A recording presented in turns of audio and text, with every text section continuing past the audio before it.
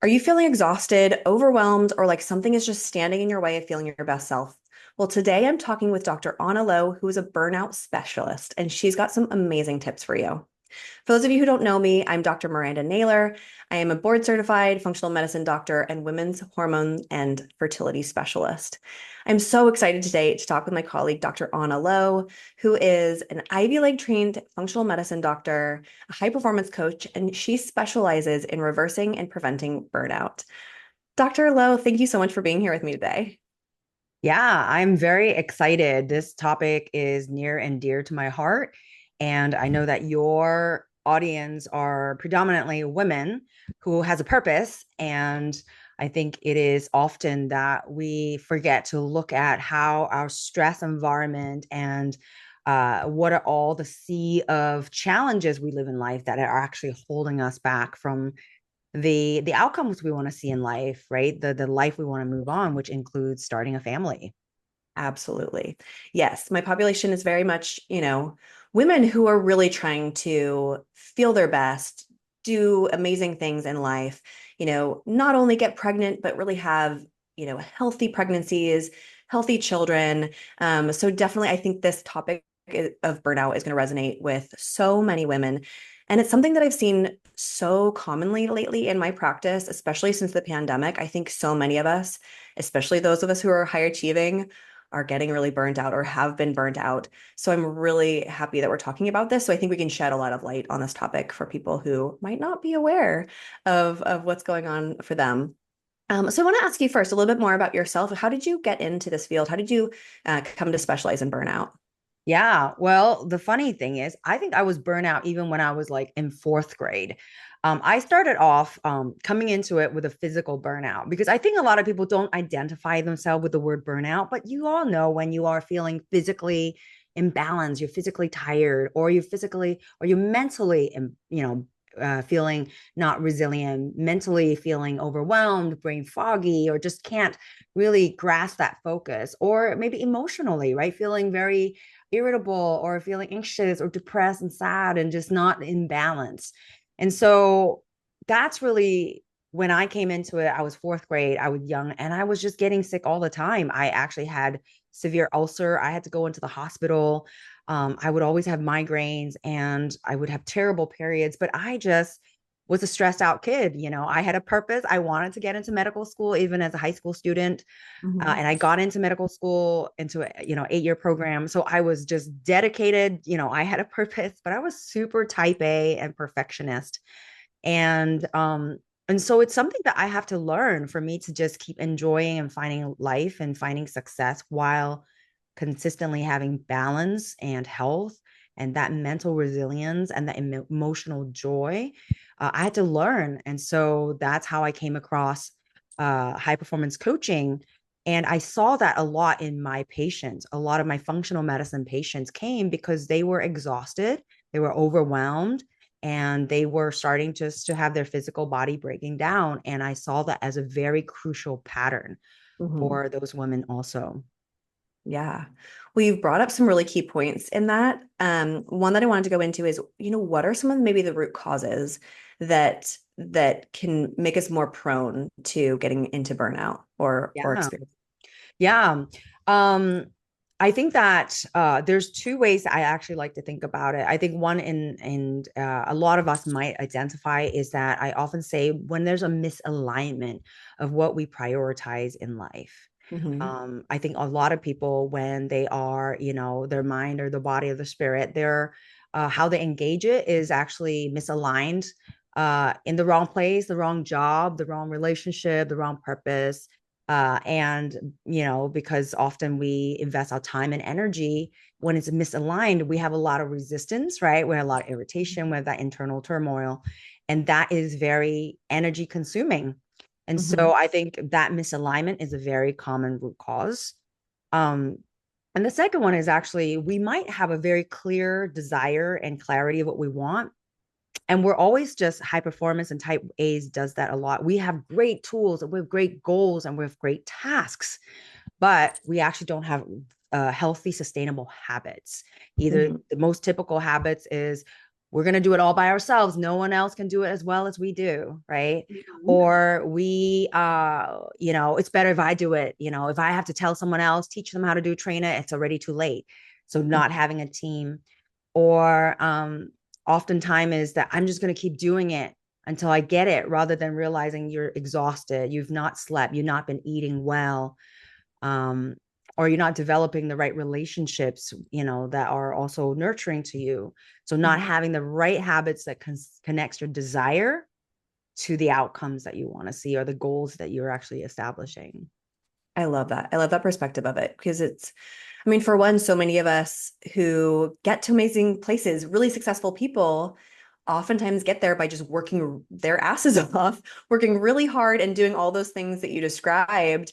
And, yeah, it's almost like it's rewarded that those skills are ingrained in us because it's served us well, but then it gets to the breaking point. And so that's amazing having that shift of learning then the skills of having balance and being able to make it sustainable.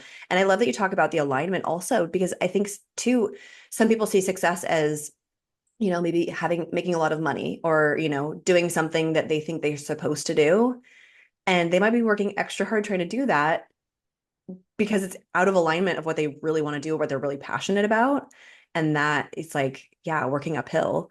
So Oftentimes that goal might not be ours, right? And I think Mhm. especially around career, I see a lot of burnout that's from just professionals who are in a career because it was the right thing, it was what was suggested and recommended, Mhm. and it creates security and right, and job safety and financial rewards. And I think those are all wonderful and amazing. I think we Mhm. all should celebrate abundance because they give us freedom to do what we love and have the family and life that we want.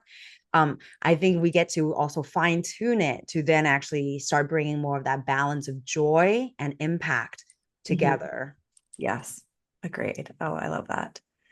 And this is also something you mentioned a little bit, but what are the signs that maybe we could see that would clue us into either we're getting burnt out or we already are burned out? Yeah. First of all, I think one of the most important note to think about is most people don't think about burnout until they're like fully just like fall apart and right, exhausted, they're getting really sick, they're getting a diagnosis. There's usually something that's just very rude awakening that says, hey, you're hitting rock bottom. Most of the time it's a spectrum, and it wax and wane. There are good days and there are bad days, and it doesn't happen overnight. So that's something that's really important to think about.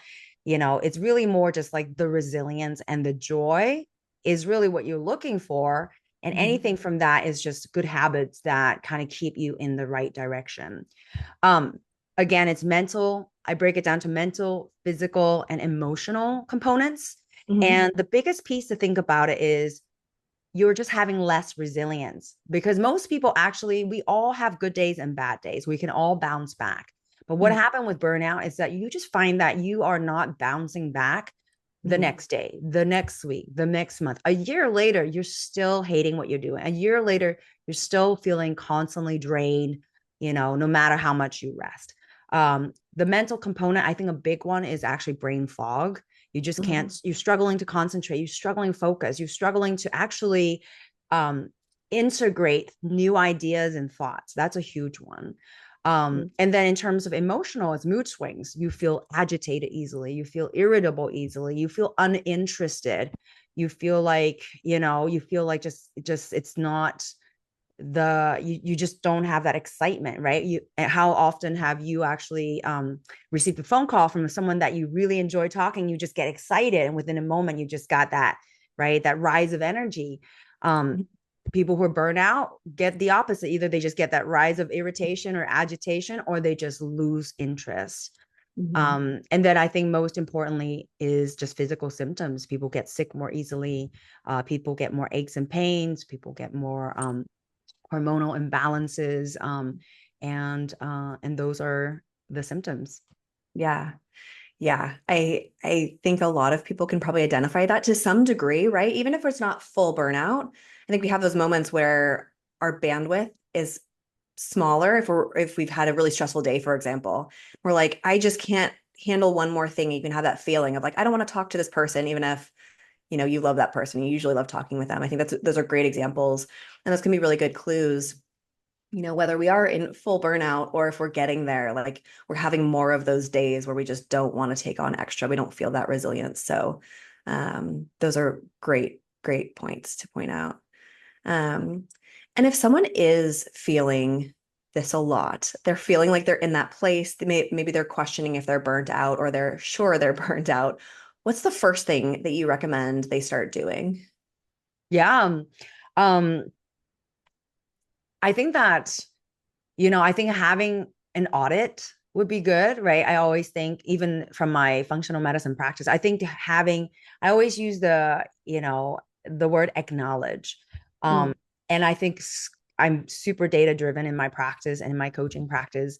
I find that if we actually have the clarity to articulate what it is that we're feeling and rating it and saying, okay, how's my energy? How's my clarity? How's my productivity? How's my mood, right? Being able to actually just find, there's a great high performance index that you actually can fill out that's been well studied. Um, and by filling that out, you get a sense of where you are. And then you can decide what you want to do, and then you can actually, whatever actions you take, then you can actually just say, well, how does it feel a month later when I just started, maybe taking more baths, or maybe I actually just take a walk at the end of, my work day for 15 minutes and actually just come back and see if that little change made a difference in the scoring.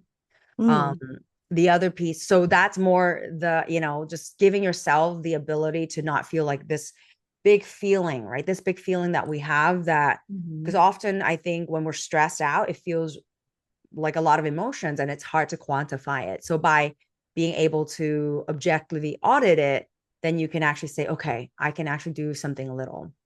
And then if it was just one thing that I can anyone who just, I'm in a cocktail party, you pull me aside and you say, ask me that one question. I think it's simply remembering that, because most people, when they're burnout, they're just trying to be productive. They're trying to get things done. They're trying to move forward.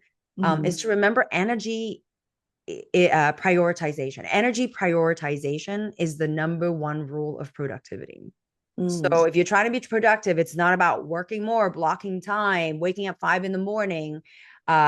Like everything that we've learned from reading all these books or hearing it from social media.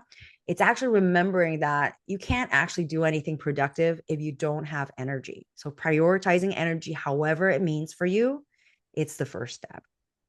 Oh, that's a great one. I think, such a key takeaway. And that's something that I always remind, I personally, as someone who identifies as high achieving, somewhat type A and an entrepreneur, I have to notice that for myself too. That's something that I don't have a formal audit, which I love that idea though, to have a formal audit that we can really check in on those, but really having that awareness around ourselves to be able to even do a quick check-in and see where we're at and what we need, and keep in mind that you have to build in. I kind of remind myself I have to build in time to take care of myself and nourish myself so that I can perform at my best, because for me, my job is being there for people and having my brain on, ready to go, ready to be fully present with people. And so if I'm not taking good care of myself, then I can't show up at my best. So absolutely, it's like taking that investment of yourself. And I love that you talk about that, like energy prioritization. Well, it pulls back to actually habits, right? Remember, we talk Mhm. about why people burn out often is we have the desire, we have goals and tasks, right? You have the desire to help people and get them to the outcome that they need, and you have the goals and tasks. You meet them a certain time, you schedule, and you have your high expectations and delivery and standards. But it's the habits. And I think once you understand, okay, energy prioritization, it's what you need to do, what you need, then the habits could involve what you say, just like you say, block time for yourself. Mhm. That could include separating yourself physically out, right? Block space and time. Mhm. And a very simple one, actually, for a lot of my women clients and patients, is actually just taking a bath. When you take a Mhm. bath, no one's gonna knock on your door as much. You lock the door, you're in the bath, you already drew it, so you're not gonna like in and out. Mhm. And then put some Epsom salt, which is magnesium, super relaxing for you. Sometimes if you can't do that, it's just even having a lock space that you can go away out of your room to, just into a room and just lock that space. Mhm. um and I laugh because burned out when I was fourth grade, but I actually would used to hide and just like take a book and go to the bathroom stall at school and just take a moment and rest and be away from people. Hmm. And so it's consciously creating space and time for yourself. Yeah, I love that. You just can't bring your phone with you nowadays. No. Something I've noticed myself. Take a relaxing bath and then I start like working from my phone and I'm like, what am I doing here? That defeats the purpose. Well, I wanted to take a step back. You mentioned previously the hormone imbalance. A lot of my patients and a lot of my people in my community are concerned about their hormones, especially if they're trying to get pregnant. So I would love to talk a little bit more of how this can play into our hormones and our reproduction. Yeah. I mean, we can't talk about basically what we're talking about is just a form of stress, right? Like when we're just stressed out over a period of time of chronic stress, our body affects the energy, affects the physical, mental, and emotional self, and we're just less resilient. And in this chronic state of constant stress, right? When we're misaligned, we're stressed out about doing things we don't want to do.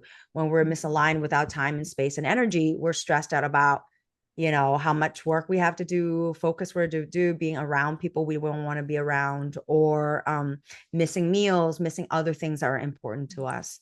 And so when we're in that chronic stress, what really happens is that our cortisol is high, and over time, our body prioritizing surviving, fight or flight, and surviving. And as a result, the way to actually keep making more cortisol for us to survive is start, stealing away from the estrogen, the testosterone, the thyroid, and the progesterone, all of the key hormones of vitality. Mhm. And that's really a lot of the reasons why we're actually tired. It's when we connect burnout to lab tests, you see a very direct correlation. Hmm. Absolutely. And I love that you're bringing up these words like resilience over and over again because it's something that, I'm talking with my patients all the time about, again, especially when they're worried about their fertility, they're trying to get pregnant. We really have to think about all of our energy and all of the stresses that come into our body, whether it be the mental emotional stress, the, overworking stress, if it's just, an infection in our body's working overtime on something, or if we're exercising too much, we're, doing too much biohacking, you know, talking about all those, like the inventory of all of those stressors. And you're absolutely right. Like if we're producing a lot of cortisol, if our body's getting the message that we're in fight or flight, that we're having like starvation, war, famine, something going on that's that serious, it's like, no, reproduction is cut off. Yeah. One thing I want to bring up, because I wonder if you have similar audience as my audience, is that a lot of my high performers, they're super smart. They know, they read up, they are, paying attention how to eat well, how to live well, how to make good choices. They're reading good books on habits. And so a lot of times it's actually not revamping, but refining. Mm-hmm. And I think that there's just so much information out there that sometimes it's actually just how do you understand enough to then personalize it for yourself. And that's where the audit really matters, right? When you audit yourself from you, I'm sure there's a way to actually rate how your system is, your health is, right? All the symptoms are. Um, and for me, on top of that is also having the habits, having the mental health, the emotional health. And once you identify that, actually, we're super resilient. Just giving the right tool. It might just be for some is vitamins. Some people is actually eating a certain way different. Some people is actually, being around different influences and people. And so for some people is actually like really focusing on sleep. But it's not actually about like doing like a high performer, like type A approach, which is like everything needs to be done for you to feel the way you do. Is Mm-hmm. actually just highlighting what are the some key areas for you to focus on, and you'll get the result of feeling more resilient right away. Yes, absolutely. I'm so glad you brought that up because that is such an important conversation to have. Because yes, my especially when patients are coming to me, they have been trying to do everything. They have been educating themselves, and there's so much information out there where they're overwhelmed. they're trying everything, they don't know what to do, and they have this long should list. Like, I know I should be exercising more, I should be eating better, I should be like, they know all these things and they're just trying to do all of it. And so the number one thing that we do is we simplify and refine things down. And I help guide people through that because it can be really hard to do. And we use the testing and data, like you're saying, to do that for them. Okay, for you, you actually don't have to worry about Mm-hmm. X, Y, and Z, but you do have to worry about A, B, and C. These are the things for you to focus on, and here's how to do it. And so it actually is usually simplifying things down and then also taking that stress down. So absolutely, I agree. That's such an important One focus. image that I use when I coach is actually like you are in the sea, this deep sea out swimming, and there's the island that you want to get to. And often when we're just swimming towards the island, there are just little, depending on your fear factors, it could be like little sharks, it could be like, little like, things that are just resistant, big waves that are just distracting you forward, right? I think there's health, but then there's also like resistance, our internal resistance, our doubts, right? Challenges that comes up, time, or for me, like having teenagers, they just prevent you from swimming towards the island. And again, right, there's the desire and the outcome. The goal is like, let's just keep swimming. And sometimes we just get so many goals and we just populate that list, right? And so I think the high performance habit is really about like the first and foremost, what's the clarity, right? The clarity through the audit, but it's the clarity of it's like, well, what is the one thing? What is the two things? What is the littlest thing? What is the most efficient thing? So that it's actually just building a habit around clarity. And just every time we get distracted, or every time there's a judgment in our mind, or every time there's someone who keeps asking you and competing interests, right? That takes you away from that focus. You say, well, my clarity is that I want to get to this place. And that's why I need to keep focusing on and coming back to it. Mm-hmm. Yeah, I love that. And that's another thing that I found personally really helpful to like, because you can also have shiny object syndrome of like, oh, I should be doing this, this, and this, and this, and this. I want to write a book. I want to have a podcast. I want to, whatever it is. And so you're right, like finding the things that are the most important, the one or two most important things and focusing on those. Yeah. Well, wonderful. Have there been any things that you found in your practice, in your experience, that have been like a game changer for women in burnout or, women who are trying to optimize their performance? Yeah. Um, I'm always going to pitch for the physical health, right? Because if we had the physical energy, it really does make a difference. Mm-hmm. I think the biggest game changer is, especially for my high performance women, where they are in life. They're smart.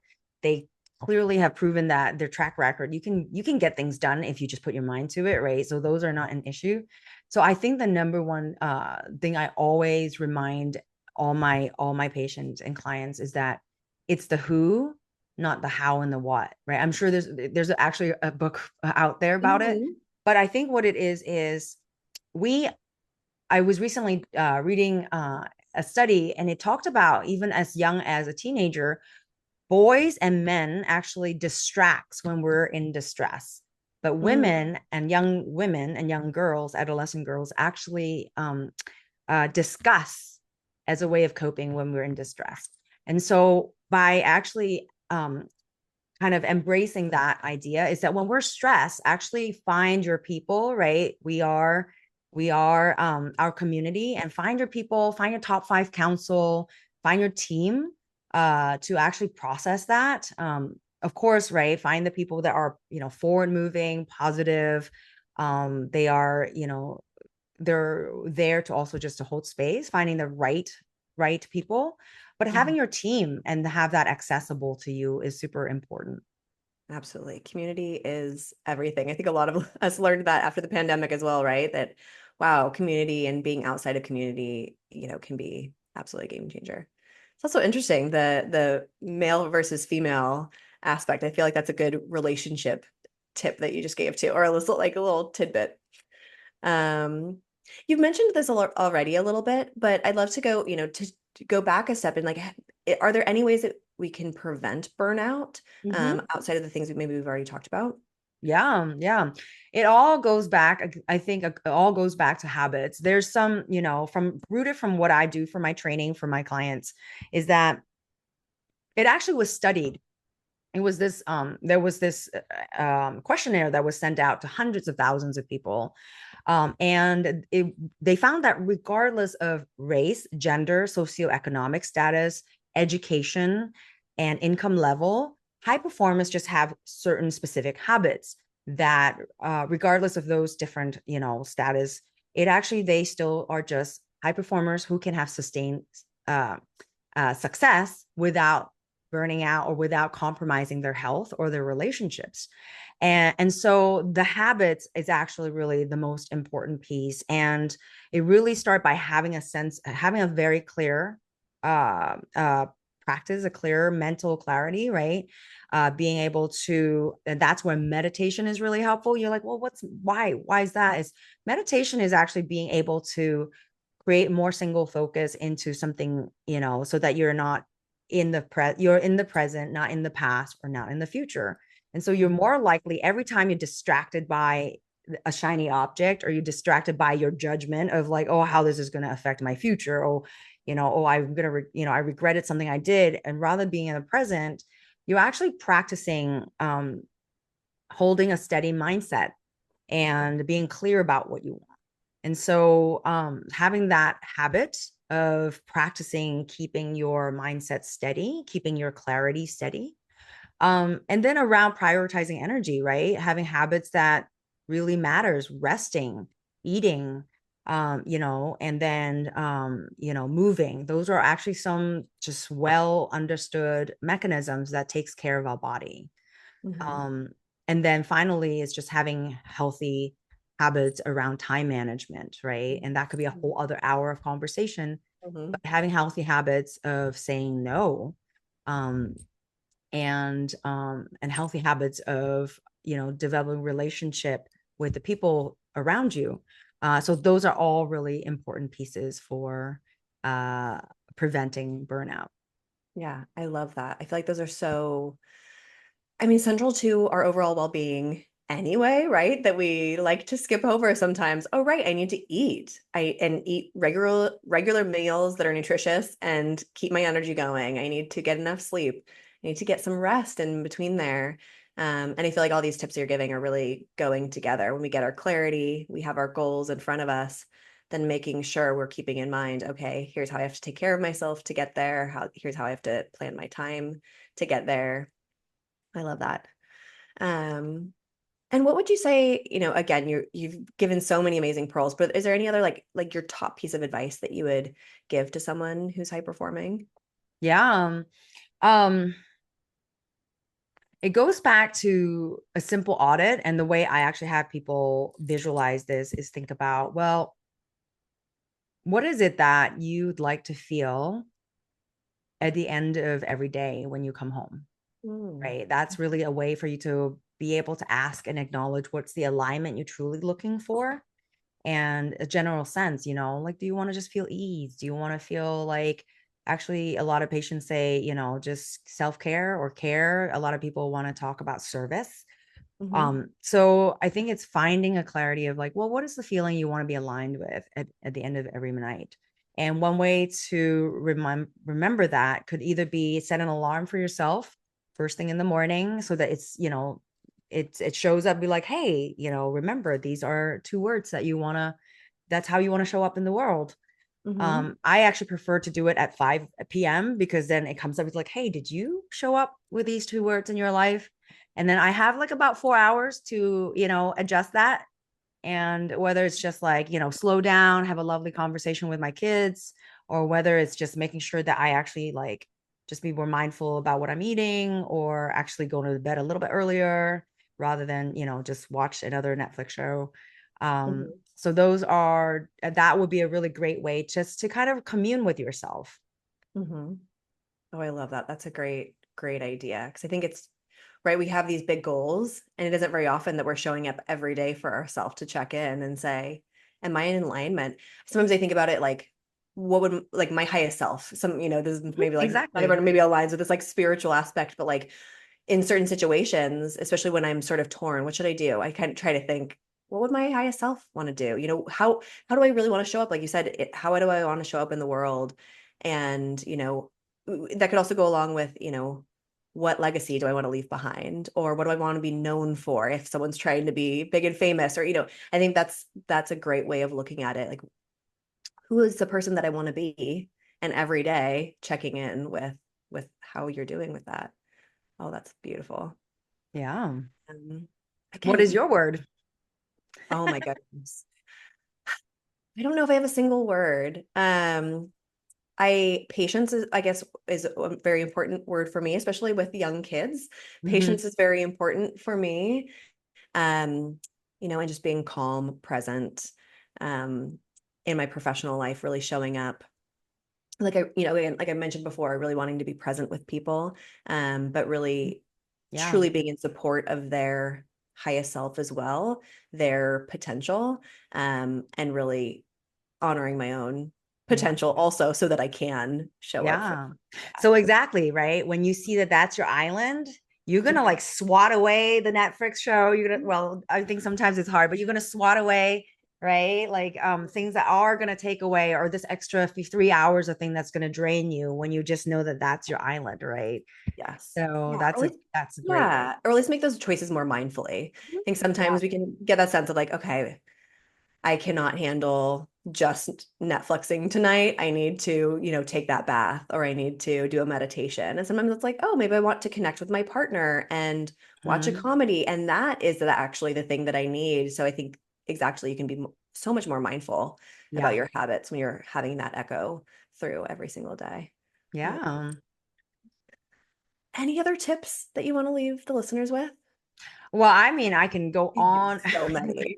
I have a This whole is year of so material. Because I think it really starts with habits, right? Once we have good habits, then we're really talking about like who's the heart that's really making the desires, like then you're really just engaging into your humanity of like, well, like what is really service mean to you? What is really community? What is connection? What is care really look like to you? So I think like habits is the first foundation. When people are just stressed out all the time, or you just feel like overwhelmed, you feel like, hey, not if you're not even feeling overwhelmed, but you have this curiosity, is like, how can I actually just be more efficient? Like, is Mhm. there a fuel that I can just, like that's just not diesel, but actually like just burn like more clean and actually get me there faster and easier, and I feel more ease. That's what the habits is about. And so once you finish with the habits, then you get to just really experience the inner drive to say, well, what is the alignment I'm looking for? Like to what?